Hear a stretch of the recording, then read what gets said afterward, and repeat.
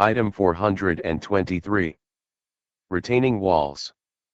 1. Description. Furnish, construct, and install retaining walls. 2. Materials. 2.1 General. Furnish materials in accordance with the following. Item 420, Concrete substructures.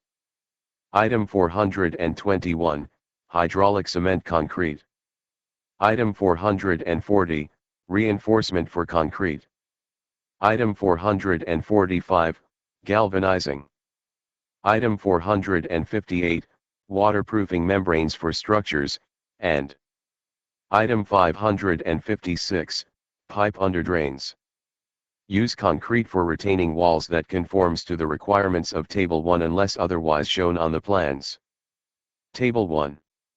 Concrete for retaining walls. Application and concrete. Cast in place, non-reinforced is Class A concrete. Cast in place, reinforced is Class C concrete. Precast Class H, is at a strength of 4000 psi concrete. Furnish concrete for machine-made concrete block units in accordance with ASTM C90, Class 1, Type 1I, except the minimum 28-day compressive strength must be 4000 psi with maximum moisture absorption of 7%. Provide Type 1 filter fabric in accordance with DMS 6200, filter fabric. Provide filter fabric rated as UV resistant when used as part of the exposed facing for a temporary wall. Joint fillers, pads, water stops, and other incidental materials must be as shown on the plans or approved by the engineer. Epoxy coat all steel used in concrete panels and coping including connectors, dowels, stirrups, and reinforcing steel when the plans call for epoxy coating of steel earth reinforcements. 2.2 Definitions. This item uses the following terms. Permanent wall. A retaining wall with a design service life of 75 years. All walls are presumed to be permanent walls unless otherwise specified on the plans. Temporary wall. A retaining wall so designated by description, with a design service life of 3 years. Mechanically stabilized earth, MSE, wall. A wall consisting of a volume of select backfill with tensile earth reinforcement elements distributed throughout. Permanent MSE walls use a precast concrete panel as a facing element. Temporary MSE walls use welded wire fabric with filter fabric backing as a facing element. Concrete block wall. A retaining wall that uses machine-made, precast concrete block units as facing elements. The walls may use a volume of select fill with tensile earth reinforcements distributed throughout, or may use only the facing unit and unit fill weight for support. 2.3 Fabrication. 2.3.1 Cast in place. Meet item 420, Concrete substructures. 2.3.2 Formed precast. Meet item 424, Precast concrete structural members, fabrication, TxDOT. 2.3.3 Machine-made precast. Furnish machine-made concrete block units in accordance with ASTM C90, sampled and tested in accordance with ASTM C140. Furnish units with molded dimensions within 1/8 inches of specified dimensions, except height must be within 1/16 inches. 2.4 Backfill. 2.4.1 Non-select. Furnish non-select backfill for walls other than temporary and permanent MSE and concrete block walls as indicated on the plans. Non-select fill will meet item 132, embankment, of the type specified on the plans. Provide material with a maximum plasticity index of 30 if no type 1 specified as determined by TEX 106E. 2.4.2 Select. Select backfill is required in specific areas of permanent and temporary MSE and concrete block type retaining walls. Provide select backfill that is free from organic or otherwise deleterious materials and that conforms to the gradation limits shown in Table 2 as determined by TEX 401A. Provide backfill that does not contain shale, caliche, or other soft, poor durability coarse aggregate particles. Reclaimed asphalt pavement, RAP, is not allowed. Crushed concrete or manufactured sand is allowed for temporary walls with a service life of 3 years or less. Test each source of backfill for durability/soundness using TEX 411A, 5-cycle magnesium sulfate soundness. Backfill material with a maximum 5-cycle soundness loss exceeding 25% will be rejected. Alternately, TEX 461A, microdevol abrasion may be used if the corresponding results show loss is not greater than 20%, otherwise TEX 411A governs aggregate verification. Type S, BS, and DS particles larger than 1/4 inches must be angular or completely crushed. Provide mechanically crushed gravel or stone backfill. Gravel from each aggregate source will have a minimum of 95% 2 or more mechanically induced crushed faces, as TEX 460A, Part I determines. Rounded rock or rounded gravel is not allowed. Natural sand meeting the requirements of this section is permitted for use. Table 2. Select backfill gradation limits. See table in specifications. Note use number 4 sieve for determination of rock backfill as described in this main paragraph, backfill. When the backfill gradation results in 85% or more material retained on the number 4 sieve, the backfill will be considered rock backfill. All type DS backfill is considered rock backfill. In addition to the requirements for type CS select fill, the fraction finer than the number 200 sieve must have a plasticity index, pi, in accordance with TEX 106E not greater than 6. Furnish type BS backfill for permanent walls, type CS backfill for temporary walls, and type DS backfill for areas of walls subject to inundation unless otherwise shown on the plans, or below the 100-year flood elevation as noted on the plans. Furnish backfill meeting the requirements of this section but with a maximum particle size of 3/4 inches when non-metallic or epoxy-coated earth reinforcements are used. 2.4.3 Drainage aggregate. Use drainage aggregate to fill the void within concrete block units and in the zone 1 feet behind the units. Provide drainage aggregate that is free from organic or otherwise deleterious materials and that conforms to the gradation limits in Table 3 as TEX 110E determines. Table 3. Drainage aggregate gradation limits. Sieve size and percent retained. Sieve size 1 inch with 0% retained. Sieve size 3/4 inches with 25 to 50% retained. Sieve size 1/2 inches with 50 to 100% retained. Sieve size number 4 with 75 to 100% retained. 2.4.4 Cement stabilized backfill. Use cement stabilized backfill when required or as approved. Stabilized type CS backfill with 5% hydraulic cement by dry weight of the backfill material. Use a stationary plant to thoroughly mix the backfill material, cement, and water. Place and compact the backfill within 2 hours of mixing. Provide special drainage provisions when cement stabilized backfill is used, as shown on the plans. 2.4.5 Electrochemical. Provide backfill meeting the following additional requirements for permanent retaining wall systems using galvanized metallic earth reinforcements. The pH is between 5.5 and 10.0 as TEX 128E determines. Resistivity is more than 3000 ohm cm as TEX 129E determines. Material with resistivity between 1500 and 3000 ohm cm may be used if the chloride content is less than 100 ppm and the sulfate content is less than 200 ppm as TEX 620J determines.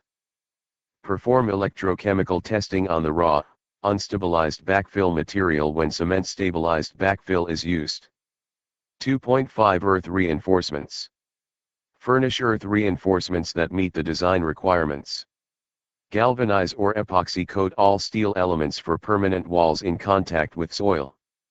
Epoxy coat in accordance with item 440, reinforcement for concrete, except provide a minimum 18 mm coating thickness.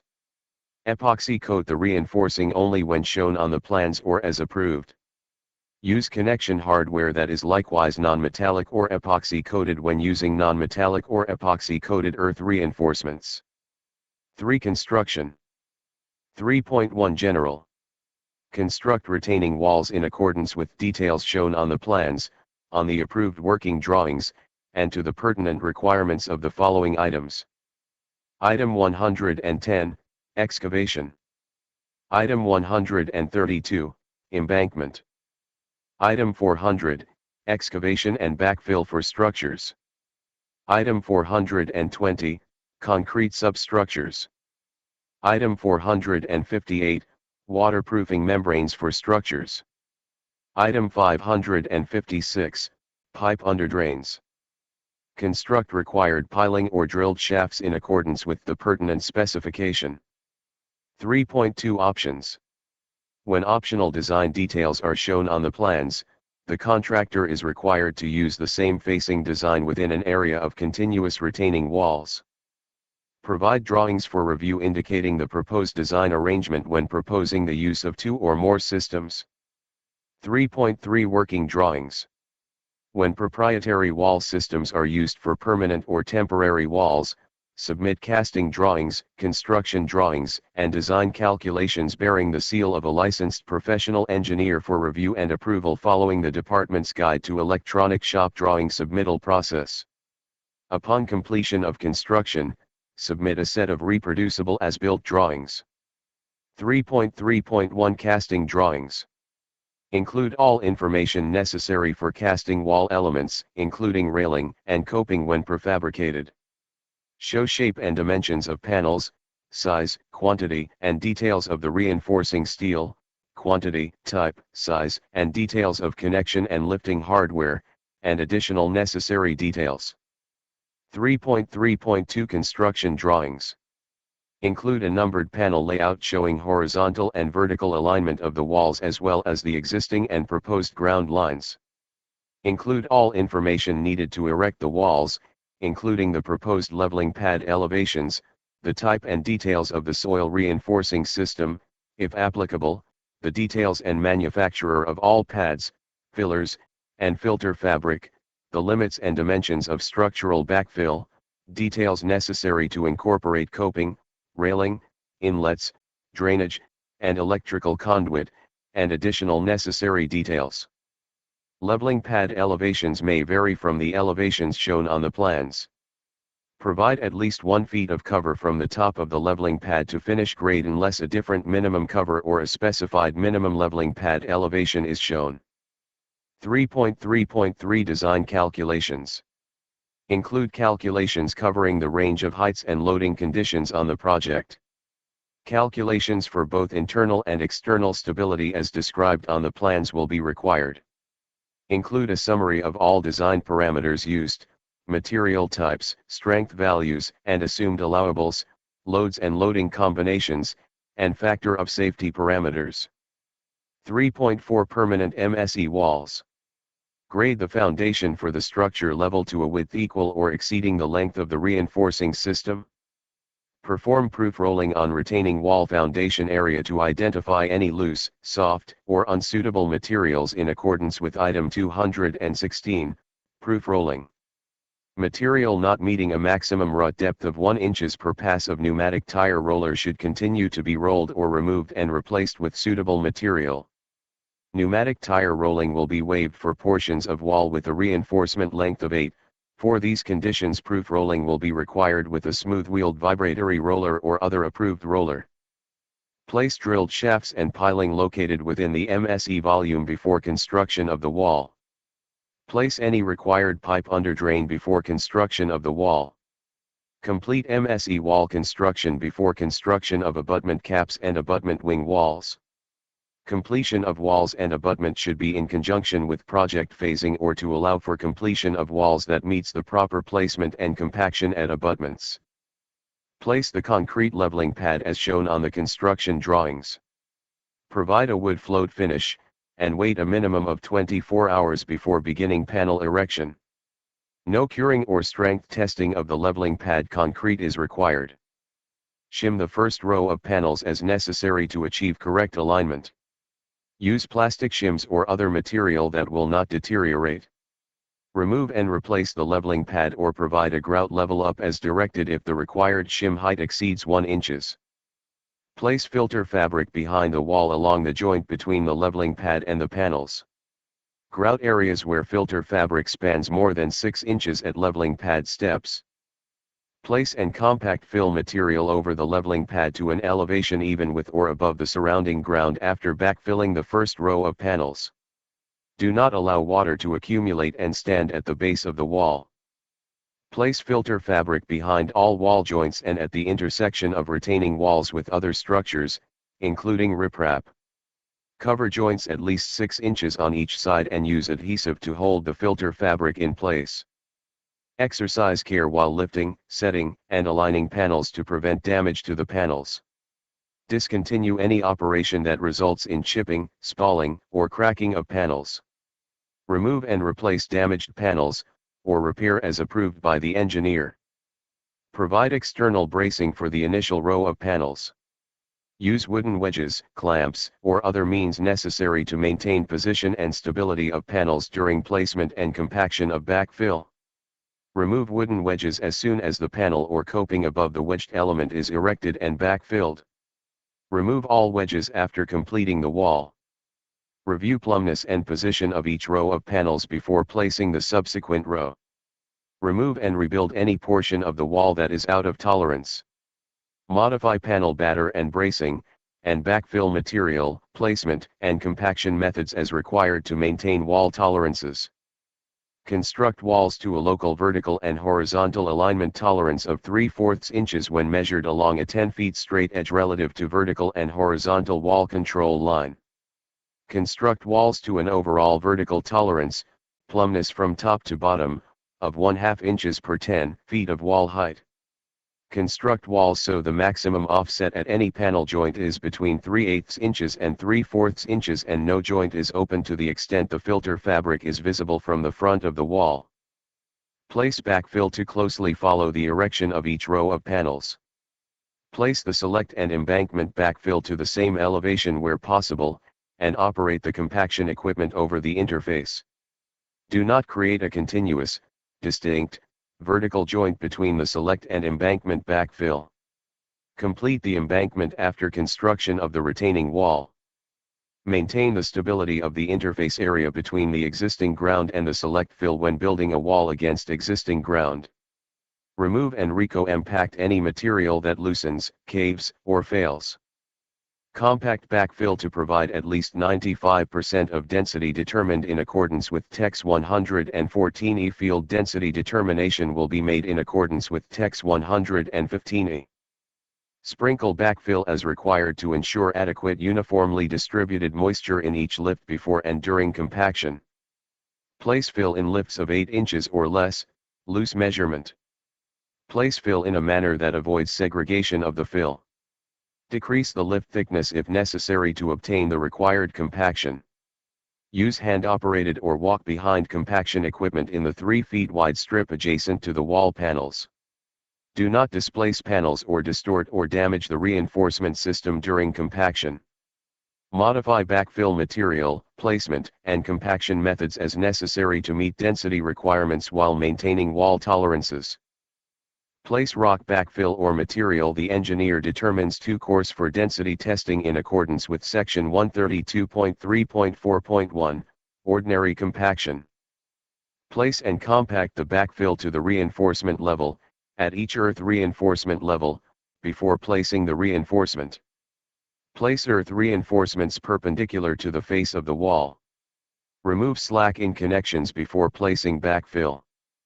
Pre-tension each layer of reinforcement to remove slack before placing backfill for systems using non-metallic earth reinforcements. Use devices capable of mechanically applying and holding the required force. Do not operate tracked equipment directly on any reinforcement. Cover the rock backfill with filter fabric before placing the 2 feet of backfill immediately below the pavement structure or top of wall when rock backfill is used. Overlap the fabric at least 18 inches at splices, and extend it past the edge of the rock backfill at least 18 inches. Use backfill that contains sufficient fines to fill the voids in a compacted state above the filter fabric. Place a horizontal layer of filter fabric as noted above when transitioning from rock backfill to finer grained backfill anywhere within the wall volume. Prevent surface water or rainwater from damaging the retaining walls during construction. Shape the backfill to prevent water from ponding or flowing on the backfill or against the wall face. Remove and replace any portion of the retaining wall damaged or moved out of tolerance by erosion, sloughing, or saturation of the retaining wall or embankment backfill. 3.5 Temporary MSE walls. Provide a facing system rigid enough to maintain a smooth and straight wall face both during and after construction. Grade and compact the foundation for the structure as described in section 423.3.4, permanent MSE walls. Place earth reinforcement and facing system 1 in accordance with the approved working drawings. Backfill the 2 feet zone immediately behind the facing with clean, coarse rock meeting the requirements of coarse aggregate grade 1, 2, or 3 of item 421, hydraulic cement concrete, or of type DS backfill as described in section 423.2.4.2, select. Cement stabilized backfill as described in section 423.2.4.4, cement stabilized backfill, may be used in place of the coarse rock. Place and compact backfill in accordance with section 423.3.4, permanent MSE walls. Construct walls to a vertical and horizontal alignment tolerance of 3 inches when measured along a 10 feet straight edge. Construct walls to an overall vertical tolerance, plumbness from top to bottom, of 2 inches per 10 feet of wall height. Place adjacent facing elements so the maximum out of plane offset at any facing element joint is less than 1 inches. Place facing elements and filter fabric with no gaps in the facing or fabric. Prevent surface water or rainwater from damaging the retaining walls during and after construction. Place temporary berms or curbs, shape the backfill, or use other approved methods to prevent water from flowing against or over the wall face. Remove and replace any portion of the wall damaged or moved out of tolerance by erosion, sloughing, or saturation of the retaining wall or embankment backfill. 3.6 Concrete block retaining walls. The concrete block units may be sampled and tested by the engineer before shipment or upon delivery to the construction site. Display for approval, samples of block units indicating the color, texture, and finish. Store, transport, and handle all block units carefully to prevent cracking or damage. Grade and compact the foundation for the structure, and place the leveling pad as described in section 423.3.4, permanent MSE walls. Place the concrete block facing units in accordance with the approved working drawings. Fill the voids within the units and fill the 1 feet zone immediately behind the facing with drainage aggregate as described in section 423.2.4.3, drainage aggregate. Systems tested without unit fill may omit the fill as indicated on the approved drawings. Systems with approved filter fabric details may omit the drainage aggregate in the 1 feet zone immediately behind the facing. Place reinforcements and backfill for walls using earth reinforcements in accordance with the requirements of section 423.3.4, permanent MSE walls. Pay particular attention to the connection details of the earth reinforcements to the concrete block units. Construct walls to a vertical and horizontal alignment tolerance of 1.5 inches when measured along a 10 feet straight edge. Construct walls to an overall vertical tolerance, deviation from the vertical or battered control line, top to bottom, of 1 inches per 10 feet of wall height. Place adjacent facing elements so the maximum out of plane offset at any facing element joint is less than 1 inches. Place facing elements with maximum 1/4 inches gaps between block units. Prevent surface water or rainwater from damaging the retaining walls during construction. Shape the backfill to prevent water from ponding or flowing on the backfill or against the wall face. Remove and replace all portions of the retaining wall damaged or moved out of tolerance by erosion, sloughing, or saturation of the retaining wall or embankment backfill. For measurement. This item will be measured by the square foot of the front surface area of the wall. Unless otherwise shown on the plans, the area will be measured from 1 feet below finished grade of the ground line on the face of the exterior wall to the top of the wall, including any coping required, not including railing. This is a plans quantity measurement item. The quantity to be paid is the quantity shown in the proposal unless modified by Article 9.2, Plans Quantity Measurement. Additional measurements or calculations will be made if adjustments of quantities are required. 5. Payment. The work performed and materials furnished in accordance with this item and measured as provided under measurement will be paid for at the unit price bid for retaining walls of the type or special surface finish specified. This price is full compensation for excavation in back of retaining walls and for footings, furnishing and placing footings, leveling pads, copings, and traffic railing foundations, furnishing, placing, and compacting backfill, except in embankment areas, including cement for stabilization, proof rolling, furnishing and placing concrete, reinforcing steel, waterproofing material, filter material and drain pipe, joint material, water stop, and filter fabric when required, fabricating, curing, and finishing all panels, furnishing and placing earth reinforcement, anchorage systems and fasteners, wall erection, and equipment, labor, tools, and incidentals. Retaining wall backfill areas that are also in embankment areas will be considered part of the quantities measured and paid for under item 132, embankment. When drilled shafts are required, they will be measured and paid for as specified in item 416, drilled shaft foundations. When piling is required, it will be measured and paid for as specified on the plans for piling of the appropriate type.